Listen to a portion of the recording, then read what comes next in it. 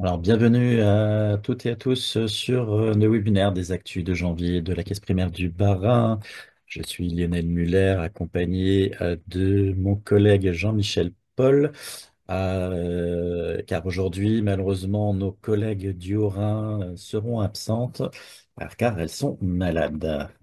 Nous aussi, nous sommes atteints des maux hivernaux. Nous verrons dans l'ordre du jour la déclaration d'accident de travail, DAT pour les intimes. Nous parlerons brièvement de la lettre recommandée électronique qui est une option qui remplace le téléservice Lucie. Nous rappellerons les us et coutumes en cas de subrogation. Nous finirons par de multiples brèves et un tout petit peu de prévention. Mais pour l'instant, je laisse la parole à Jean-Michel. Bonjour à toutes et à tous. Donc, on va tout de suite enchaîner sur la sécurité et la gestion d'un dossier d'indemnité journalière. Tu peux passer. Voilà, merci Lionel. Une mise à jour est arrivée au courant de ce mois. Celle-ci porte sur la saisie du numéro de sécurité sociale du salarié par l'entreprise. Le système, il est fait pour renforcer la sécurité et une nouvelle donnée est demandée, c'est-à-dire c'est les trois premiers caractères du nom de naissance ou d'usage. Donc, quand vous cliquez sur Gérer un dossier d'indemnité journalière, comme d'habitude, vous devez mettre le numéro de sécurité sociale. Et par contre, là, on vous demande les trois premiers caractères du nom de l'assuré et vous faites rechercher. Et l'ensemble des données, s'inscrit automatiquement quand vous avez cliqué sur Recherche. Alors, petite colle, Jean-Michel. Est-ce que tu sais si c'est le nom d'usage, le nom marital ou le nom de naissance qu'il faut indiquer pour les femmes? Alors, c'est les trois premiers caractères du nom de naissance ou d'usage. Donc, les deux fonctionnent. Les deux fonctionnent, oui. Alors, sans transition, nous allons passer la lettre recommandée électronique. Un petit rappel dans le cadre des procédures en lien avec les accidents du travail, les maladies professionnelles et les accidents de trajet, nous employons systématiquement le recommandé avec accusé de réception. Pendant quelques mois, voire quelques années, la CEPAM du Bas-Rhin et également la CEPAM du Haut-Rhin avions proposé un téléservice du nom de Lucie. Ce téléservice a été déconventionné au niveau national, donc nous ne pouvons plus l'utiliser. Toutefois, il est possible d'utiliser le téléservice correspondant proposé par DocaCo Post qui s'appelle lettre recommandée électronique, tout simplement. Pour ce faire, lorsque vous réceptionnez un de nos courriers, par exemple d'une enquête, vous aurez un deuxième feuillet comme auparavant avec Lucie, vous proposant d'utiliser ce téléservice lettre recommandée avec électronique et qui vous permettra à peu près d'avoir les mêmes avantages qu'on avait avec Lucie, puisque vous avez accès aux recommandés, quel que soit l'endroit, l'heure ou les contraintes et les physiques. Donc, un petit rappel par rapport à la subrogation et coordonnées de bancaire.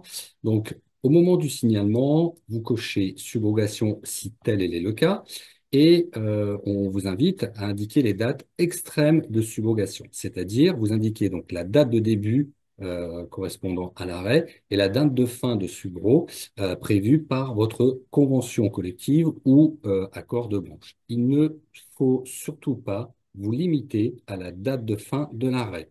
Nous, ce qu'on vous conseille, c'est de mettre la date de fin de Subro le plus loin possible dans le temps.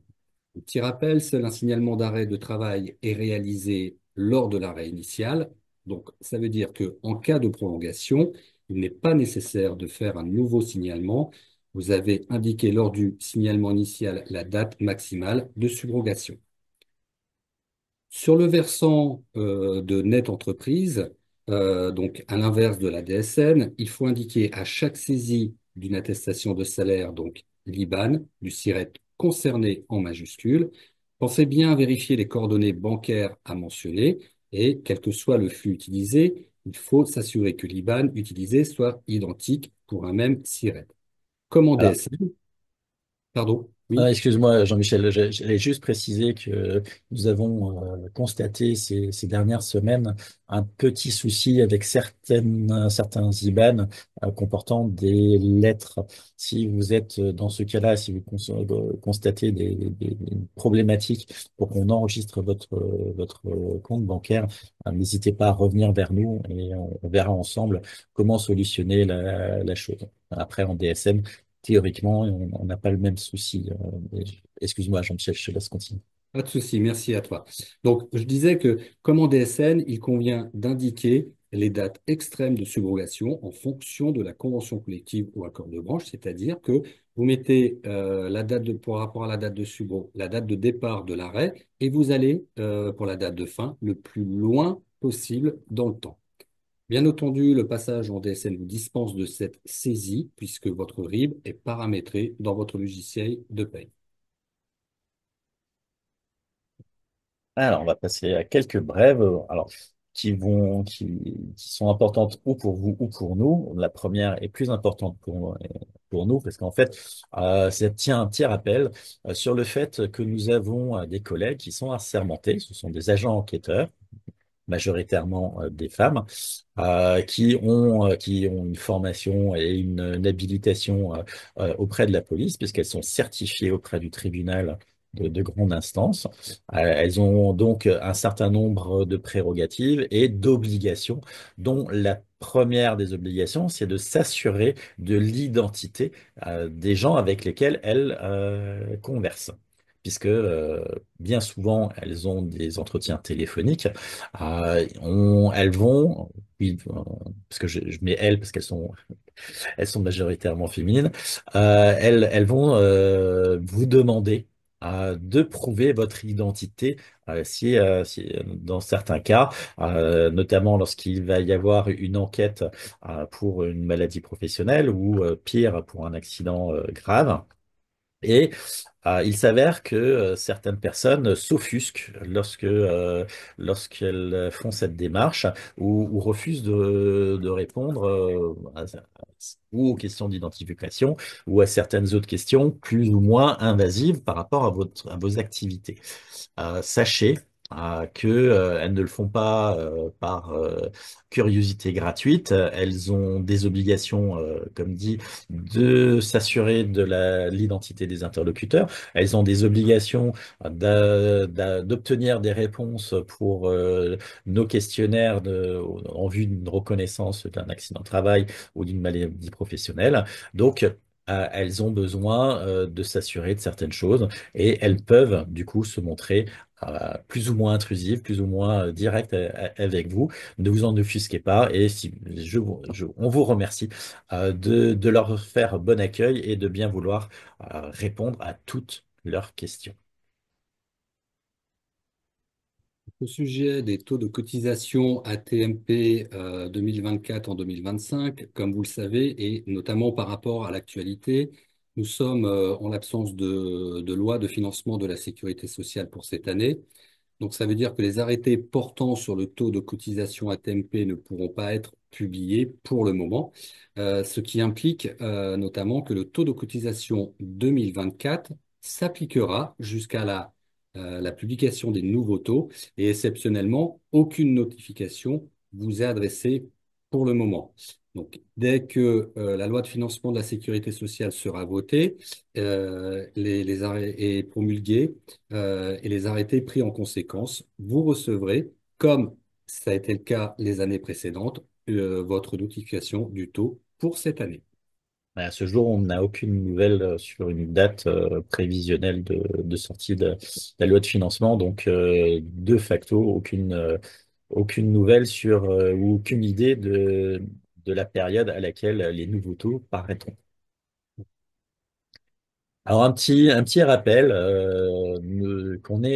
on n'est pas seulement là pour vous embêter, on est là à vos côtés pour que ensemble nous puissions trouver des solutions à vos problématiques et répondre à aux obligations de la réglementation.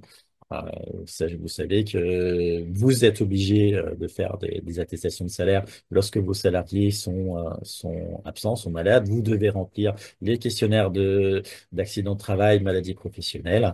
C'est la réglementation qui veut ça, mais nous, CRE du Bas-Rhin ou du Haut-Rhin, ou tous nos homologues du Grand Est, nous sommes là à vos côtés pour trouver des solutions et vous aider à remplir au mieux ces obligations-là qui s'imposent à tout le monde. Donc, sur la dernière partie, concerne donc le nouveau carnet de santé est attribué aux familles et qui intègre des conseils sur la gestion du temps d'écran, par exemple. Donc, c'est un carnet de santé qui a été délivré à partir du 1er janvier de cette année. Il comprend donc des sections sur notamment la prévention, le bien-être et certaines recommandations, pardon, pour les parents. Des mesures de suivi sont mises en place pour évaluer l'exposition des enfants aux écrans et sensibiliser aux effets négatifs et potentiels. On voit également qu'il y a un nouvel examen obligatoire qui est à 6 ans. Donc c'est un examen qui, dans sa globalité, permet de faire un bilan sur notamment le développement de l'enfant. Vous retrouvez toutes les informations concernant ce nouveau carnet de santé dans le petit lien qui se trouve dans le carré jaune, voilà, où vous avez voilà, toutes les informations concernant ce nouveau carnet de santé qui a été mis en place à partir du 1er janvier 2025. Voilà, nous arrivons au bout de notre actu du mois de janvier. J'ai vu, vous n'avez pas été très réactif, donc ça veut dire que certainement qu'on a été super clair. Après, les informations sont bon pour la plupart des redites ou des rappels de bonnes pratiques que vous avez certainement. Donc, avant de nous quitter, quelques instants pour vous permettre de vous exprimer et d'éventuellement poser vos questions si vous en éprouvez le besoin.